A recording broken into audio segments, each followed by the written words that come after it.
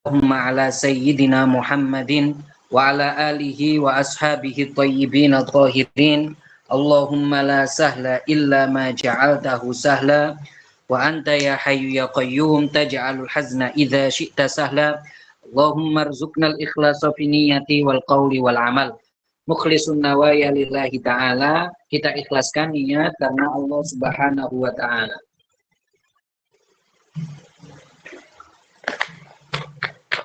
Baik, teman-teman sekalian, kita akan melanjutkan kajian kita. Bahwasanya kita sudah sampai pembahasan mahar. Perkataan musannif wa idza talaqa az-zawju zaujatahu. Jadi kita kemarin sudah membahas bahwasanya mahar itu tidak ditentukan. Besarnya, kecilnya tidak, akan tetapi kalau itu benda, maka aqallu mutamawwal.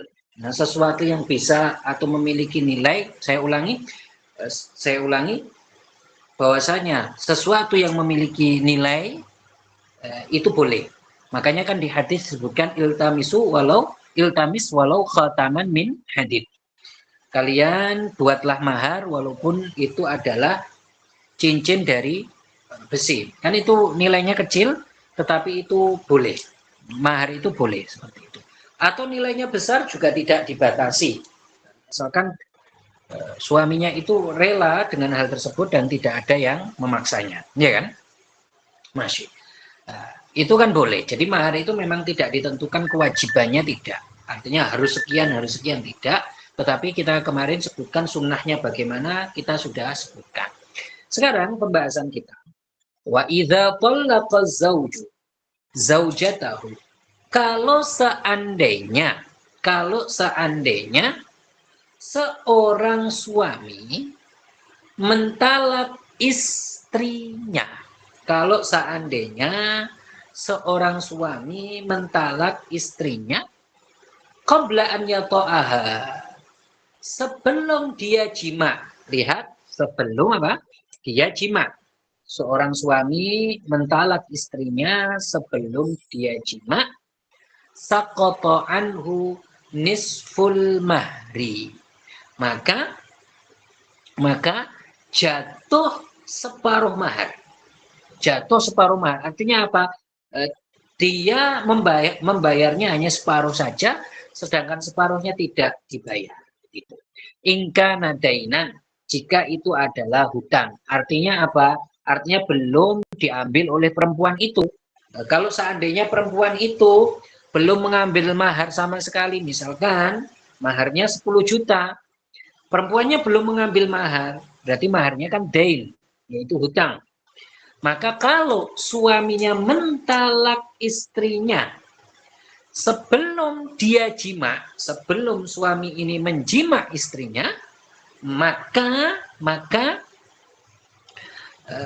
separuhnya gugur, artinya tidak wajib dibayar dan tinggal separuh saja. Maka di contoh kita dia hanya membayar 5 juta. Begitu ya. Karena yang separuh itu sudah gugur, maka tinggal 5 juta. Begini. Wa ingkana ainan, itu jika maharnya adalah mahar yang belum dibayar atau kita sebut dengan hutang. Belum dibayar atau kita sebut dengan apa? Dengan hutang, gitu ya. Nah, masih. Wa ingkana ainan, kalau seandainya maharnya adalah benda yang telah dia ambil. Maharnya adalah benda yang telah dia ambil, yaitu perempuannya sudah mengambil maharnya. Kemudian sebelum perempuan ini dijima, laki-lakinya yaitu suaminya mentalaknya, maka musannif mengatakan apa? Ya'udulahun nisfu. Maka kembali kepada laki-laki itu separuh. Kan sudah dibayarkan ya.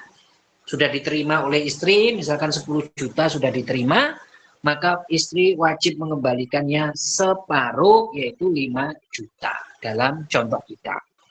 Liqaulillahi ta'ala, Ini karena firman Allah Subhanahu wa ta'ala, wa in talaqtumuhunna min qabli an tamassuhunna wa qad faradtum lahunna fariidah fanisfu ma faradtum. Fanisfu ma faradtum.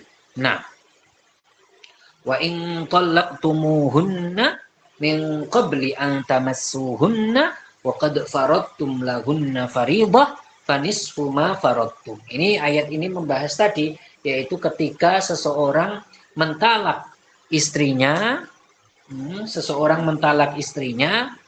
kemudian dan dia itu belum dijima dan sudah diberi maharnya, sudah diambil maharnya, maka separuhnya ini kembali kepada suami, dan yang kepada perempuan itu hanya separuh saja. Jadi separuh maharnya. Jadi separuh maharnya itu tetap pada perempuan. Begitu. Ini jika ditolak, ya kan? Suami mentalak. Kita sebutkan tadi apa? Suami mentalak istri sebelum istrinya dijima. Kalau maharnya itu hutang, belum diserahkan, maka suaminya hanya akan membayar separuh. Separuhnya gugur. Kalau sudah dibayarkan semuanya, maka wajib bagi istri mengembalikan separuh. Ya kan? Berarti maharnya tinggal separuh. Itu kalau ditalak sebelum istrinya itu dijima. Ditalak sebelum istrinya dijima. Nah, adapun jika laki-lakinya ini mati, meninggal sebelum menjima istrinya, laki-lakinya meninggal sebelum menjima istrinya, laki-lakinya meninggal sebelum menjima istrinya, bukan ditalak tapi meninggal, maka maharnya itu tetap semuanya. Artinya apa? Tidak kembali setengah, separuh, tidak kayak ditalak tadi. Jadi laki-lakinya mati sebelum menjima istri, maka separuh mahar ini tidak gugur tetapi tetap. Artinya apa? Seluruhnya tetap. Kenapa? Karena kematian, dengan kematian tersebut, iddahnya, dengan kematian tersebut akadnya itu selesai. Jadi akad itu selesai dengan kematian. Begitu. Jadi ya sudah, tidak berhak diberikan separuh untuk ahli warisnya, misalkan tidak. Ini tidak berhak. Nah, begitu ya, Mas. Jadi kalau mati ya sudah, semuanya tetap kepada istri. Tetap berhak istrinya menerima semuanya. Sebagaimana, jadi kematian itu tidak, karena kematian itu, dengan kematian itu akad itu selesai, ya kan? Sebagaimana dia itu sudah selesai dengan menghabiskan akad tersebut. Saya contohkan, misalkan gini ya. Ini contoh lain. Saya menyewakan rumah ini contoh lain, biar lebih dikit. Tapi permasalahan temanya sama. Saya menyewakan rumah ini kepadamu dengan 10 juta misalkan. Kemudian orang ini yang saya sewakan kepadanya belum mengambil manfaat dari rumahnya. Jadi belum dia huni. Tetapi masanya itu sudah selesai. Misalkan tadi ini, saya sewakan rumah kepada kamu sebulan dengan harga 10 juta atau 3 juta. Dia belum menempatinya tetapi sudah berlangsung apa? Sebulan. Maka walaupun belum dia tempati, belum mengambil manfaatnya, tetapi sudah habis masanya, maka wajib dia membayar upah yang 10 juta tersebut. Jadi 10 juta tetap wajib dia bayar, tetap hukumnya tidak berubah walaupun dia itu belum memanfaatkannya. Begitu. Ya sama. Jadi kasusnya ini sama. Seseorang yang mati sebelum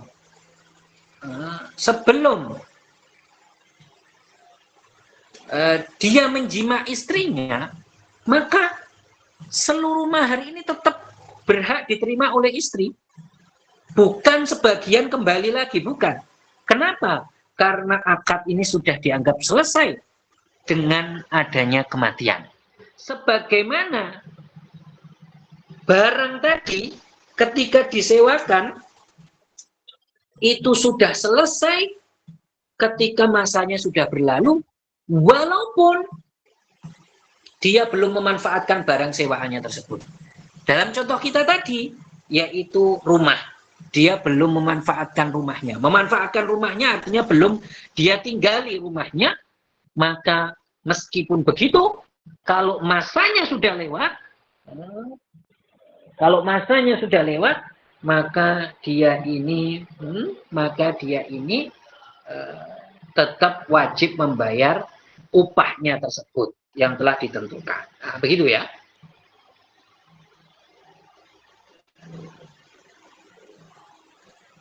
Jadi seperti itu. Nah,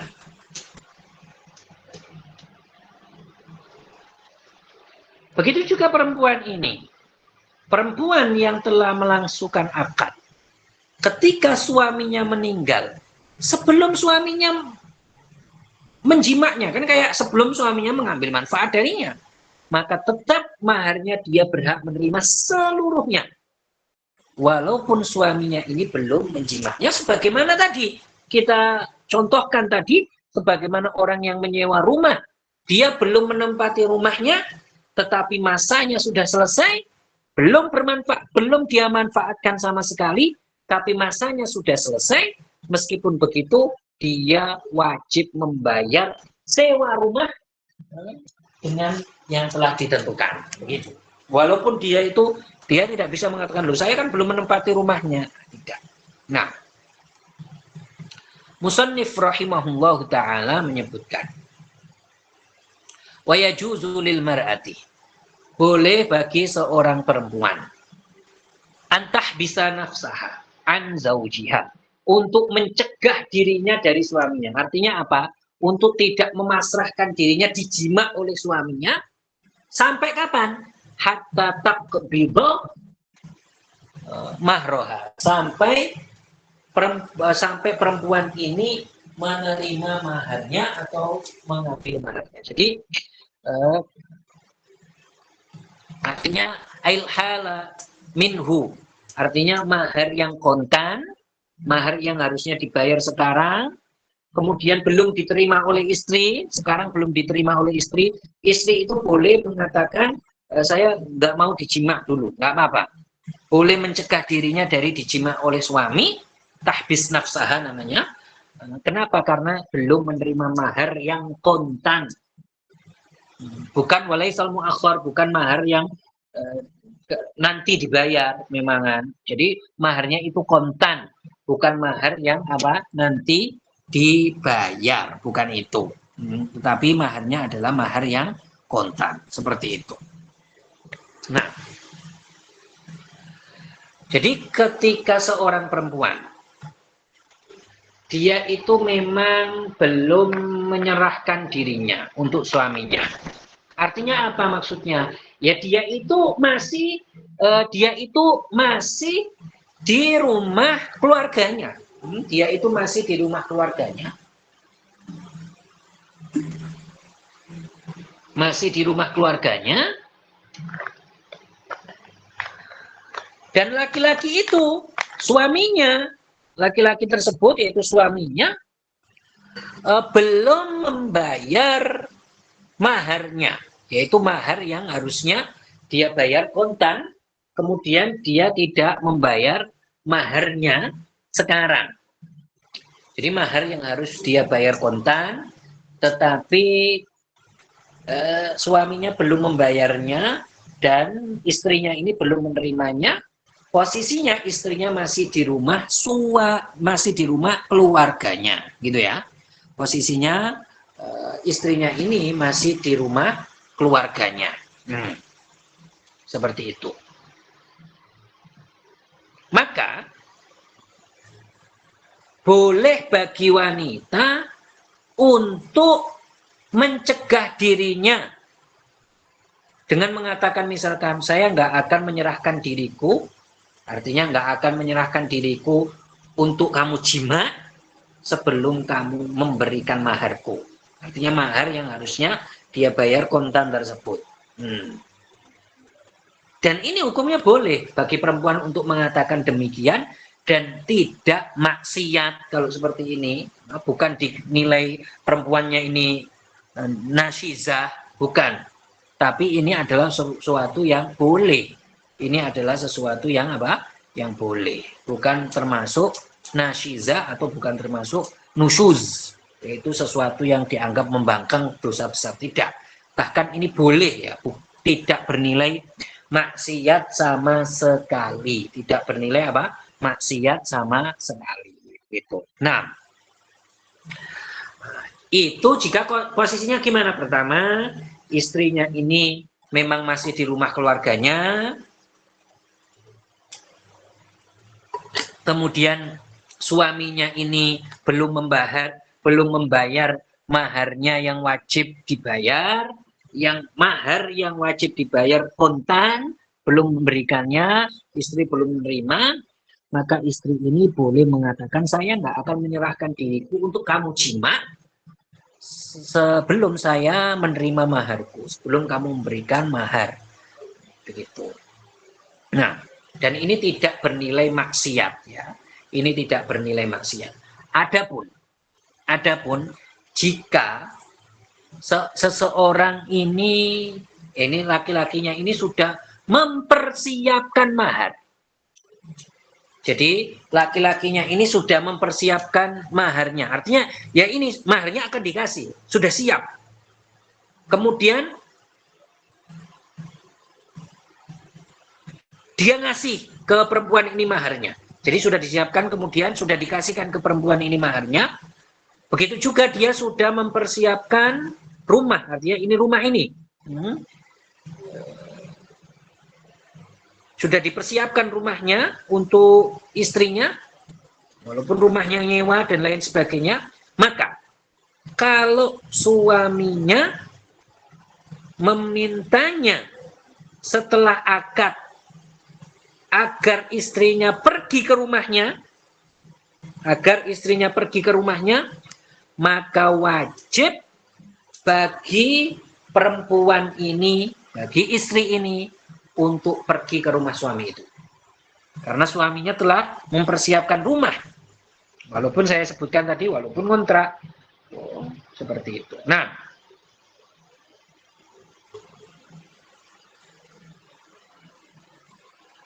harus beli ya. Walaupun kontrak ya sudah. Berarti sudah mempersiapkan. Gitu. Nah, ini tadi kan apa? Ini tadi adalah mahar yang memang itu kontan.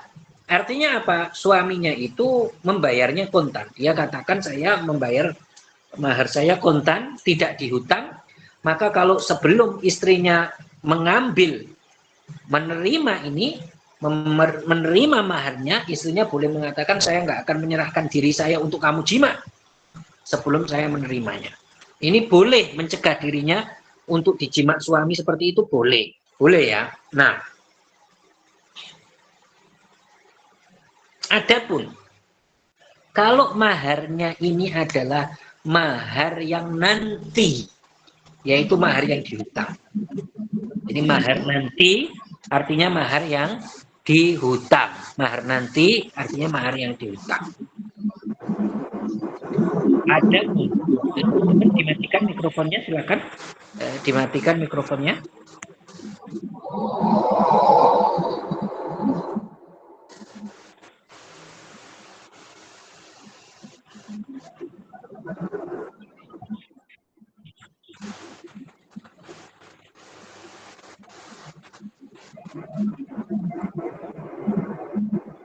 Ini sebenarnya harusnya saya yang jadi admin ini, biar bisa matikan. Kalau nggak jadi admin ini nggak bisa matikan.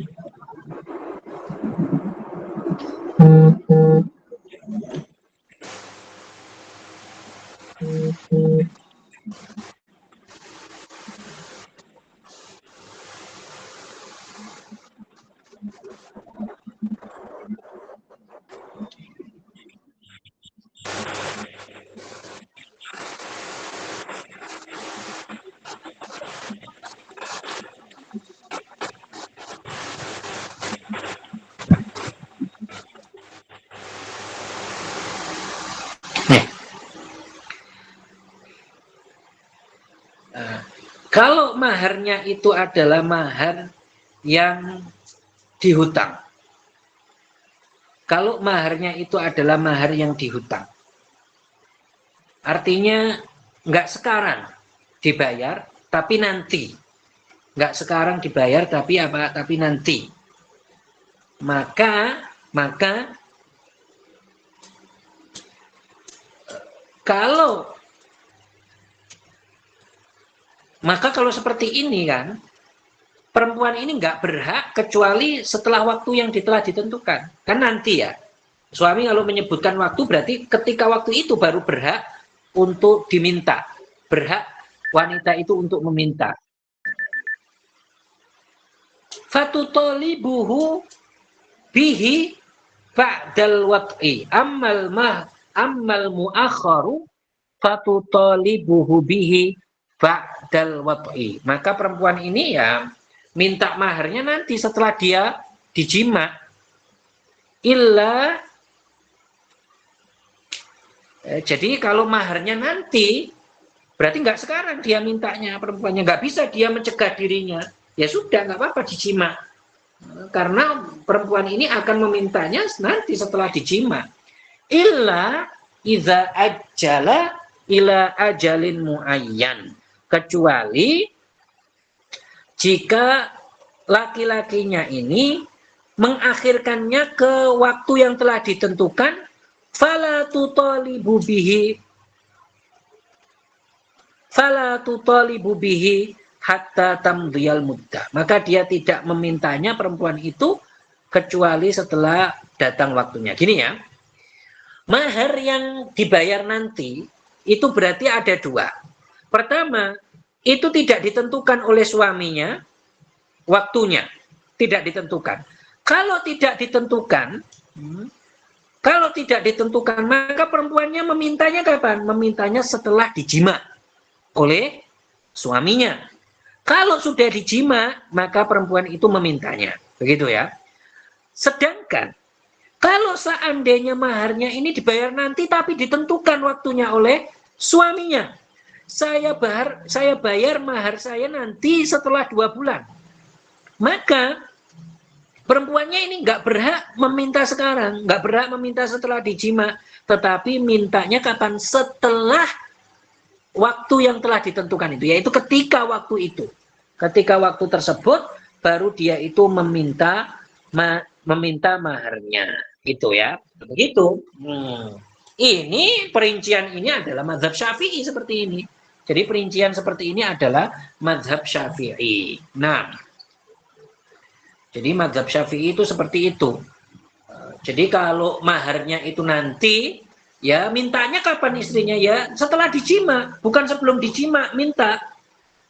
Kalau mahar yang dibayarnya sekarang, wanita itu berhak meminta sekarang. Dan dia boleh mencegah dirinya untuk nggak dijima sebelum dia itu menerima maharnya. Kan seperti itu. Tapi kalau maharnya nanti, berarti istrinya itu boleh meminta setelah dijima. Jadi setelah dijima, dia boleh minta mahar. Tetapi kalau laki-lakinya itu menyebutkan nanti maharnya dibayar tapi ditentukan waktunya, berarti nggak berhak meminta setelah dijima, tetapi memintanya kapan? Setelah datang waktunya, gitu ya. Begitu perinciannya. Ini menurut mazhab Syafi'i seperti itu. Jadi kalau mahar yang dibayar nanti itu seperti itu perinciannya. Sedangkan mazhab lain, ini mazhab Hanafi, mahar yang dibayar nanti itu istri bisa memintanya ketika dia dicerai, ketika dia ditalak oleh suaminya, atau ketika suaminya ini mati, maka istrinya bisa meminta. Istrinya bisa meminta. Nah, seperti itu. Dan mahar ini bisa ya, bisa mahar itu kenapa kok kita bahas? Bisa mahar sekarang, bisa mahar nanti, bisa mahar kontan, bisa mahar yang dihutang. Karena memang bisa mahar itu dijadikan mahar semuanya sekarang, dibayar sekarang, artinya kontan. Bisa juga semuanya nanti, ya itu bisa juga. Semuanya dihutang itu juga bisa. Sebagaimana bisa dijadikan maharnya itu tidak disebut. Jadi tidak disebutkan di ketika tidak disebutkan maharnya, apakah itu mahar sekarang atau mahar nanti. Tetapi kalau seandainya tidak disebutkan maharnya di dalam akad, ini kayak pembahasan kita yang kemarin. Kalau tidak disebutkan di dalam akad maharnya, dan mereka belum bersepakat maharnya berapa, mereka belum sepakat maharnya berapa, kemudian mereka berbeda pendapat, perempuan minta ini, laki-laki nggak setuju, maka kalau seperti ini ya qadhi, hakim yang menentukan, gitu ya. Nah,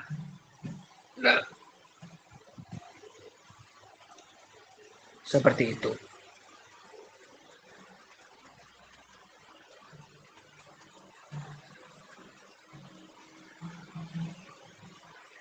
Kita lanjutkan. Sekarang kita membahas walimatul urs.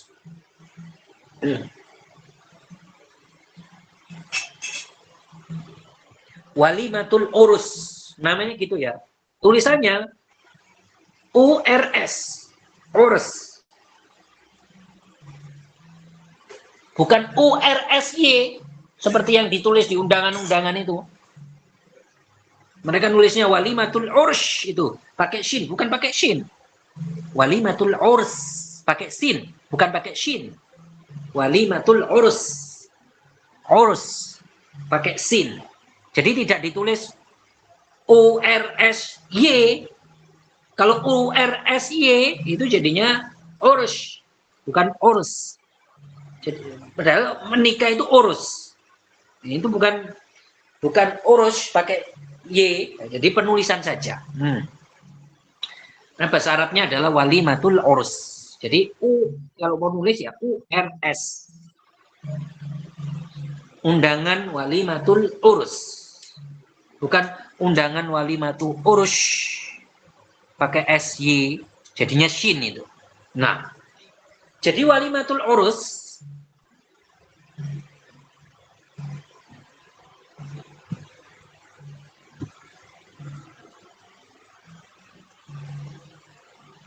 walimatul urus ini adalah walimah ya, yang dikerjakan karena seseorang akad nikah, ya itu kan.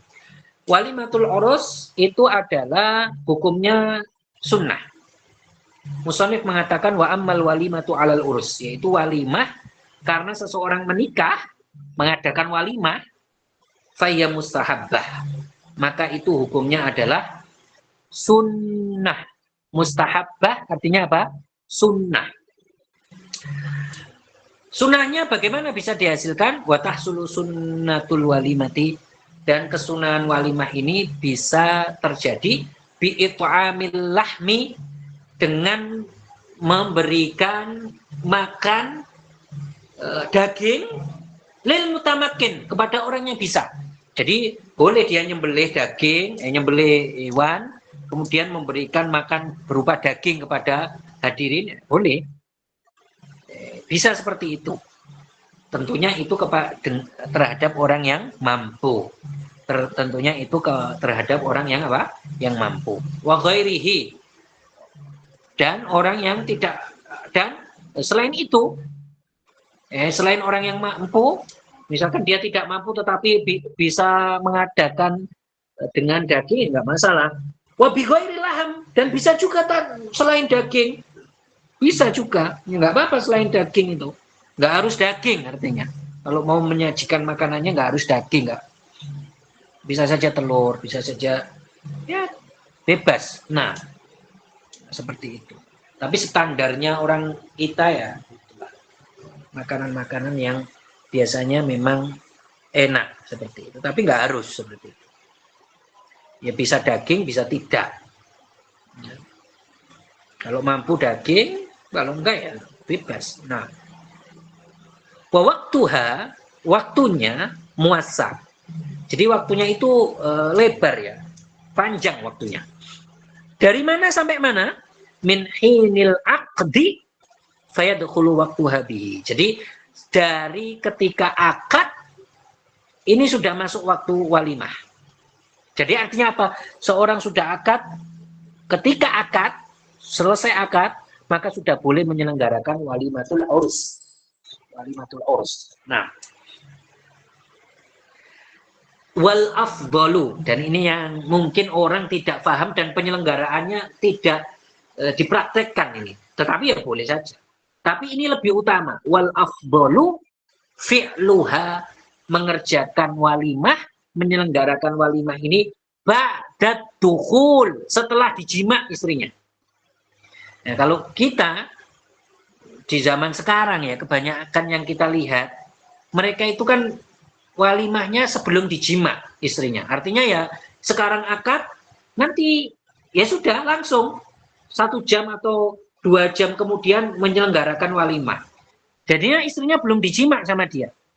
Ini tetap menghasilkan walimah karena bukan syarat harus dijima, bukan, tetapi yang lebih utama itu sudah dijima. Jadi istrinya sudah dijima, kemudian menyelenggarakan walimah. Itu yang paling utama. Tetapi kalau seandainya tidak, ya nggak apa-apa. Kita membahas yang paling utama. Ini bukan syarat ya. Bukan syarat seperti itu. Tapi yang lebih utama adalah setelah dijima.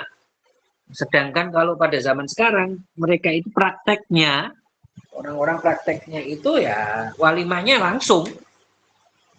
Ini tidak lebih utama. Yang lebih utama itu adalah setelah dijima. Dijima dulu istrinya, baru menyelenggarakan walimah. Begitu. Nah. Jadi, dan tidak syarat. Tidak menjadi syarat dalam walimah itu makanannya harus banyak. Macam-macam tidak. Walaupun kalau dia itu seandainya hanya dengan misalkan makanan ringan sama jus, ini sudah disebut walimah. Tapi orang zaman sekarang kan ya mungkin takut dibilang tetangga-tetangga ya kan. Tapi itu bisa, itu disebut walimah itu. Nah,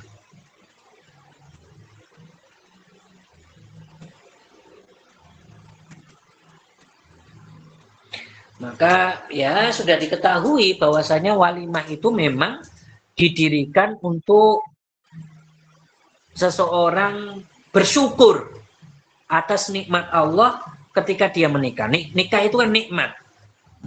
Makanya dia itu bersyukur mengadakan walimah. Nggak harus ketika nikah saja. Apapun itu, misalkan nikmat Allah seperti apa? Seperti menikah. Seperti misalkan dia punya cita-cita sesuatu, kemudian terlaksana walimah tersebut, terlaksana cita-cita tersebut. Maka dia mengadakan walimah. Atau dia misalkan diberikan nikmat, diberikan rezeki, yaitu nikmat berupa anak, maka dia mengadakan walimah. Ya apapun itu berupa nikmat itu bisa. Dia itu mengadakan walimah. Kullu syai'in yutakhadhu fihi surur, itu bisa dijadikan walimah. Semuanya yang mengandung kebahagiaan bisa. Jadi dan seorang mukmin itu kan berarti dia itu apa? Sedang mendapatkan kenikmatan, maka dia itu juga pengen kenikmatan itu hadir di orang lain, makanya dia mengadakan walimah ini, begitu. Nah, Makanya walimah itu bisa menumbuhkan rasa senang, rasa bahagia kepada sesama mukmin, gitu, kepada sesama mukmin. Nah, terus wal ijabatu ilaiha wajibatun. Menghadiri walimah pernikahan ya, ini hukumnya wajib. Menghadiri walimah pernikahan ini hukumnya wajib.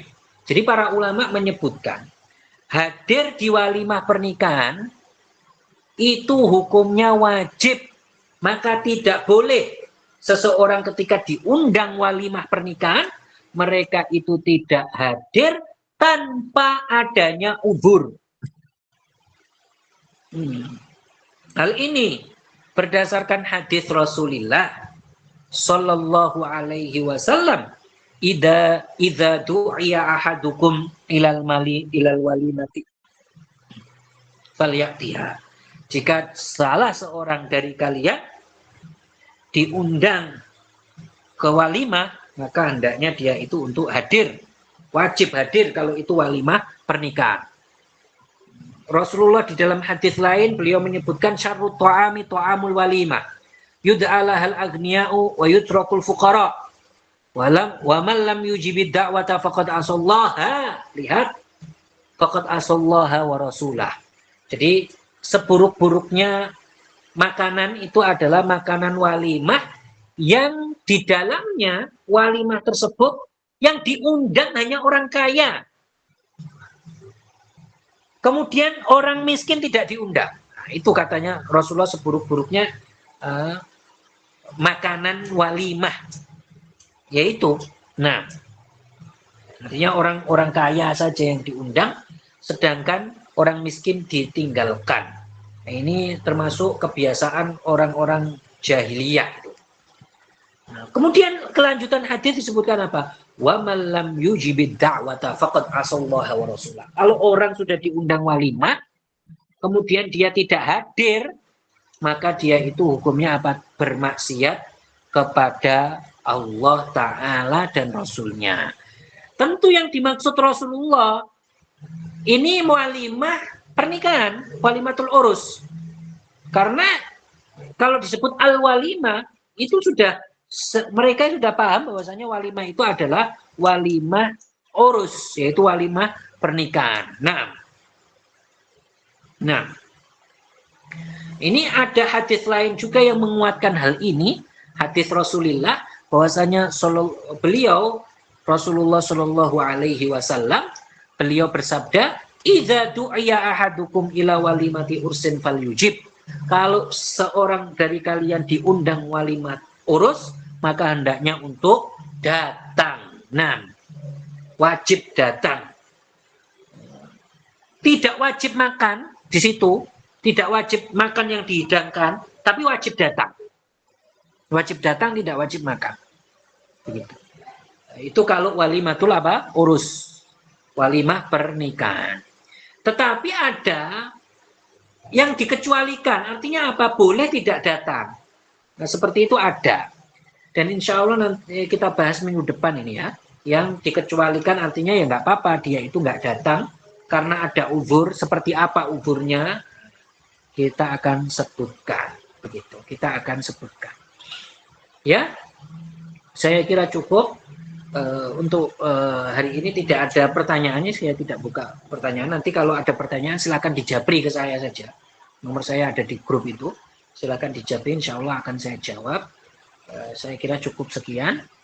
Insya Allah kita minggu depan akan melanjutkan siapa orang yang sebenarnya dia itu nggak apa-apa dia nggak hadir walimah urus ini karena ada uzur. Bagaimana contoh uzurnya kita akan bahas.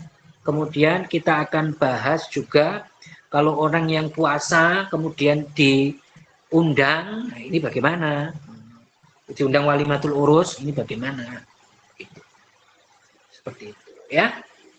Masih saya kira cukup kita baca tahlil. La ilaha illallah, la ilaha illallah.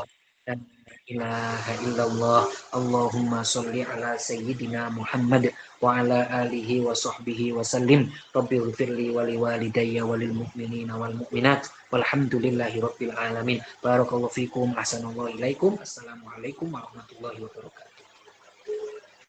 Waalaikumsalam warahmatullahi wabarakatuh.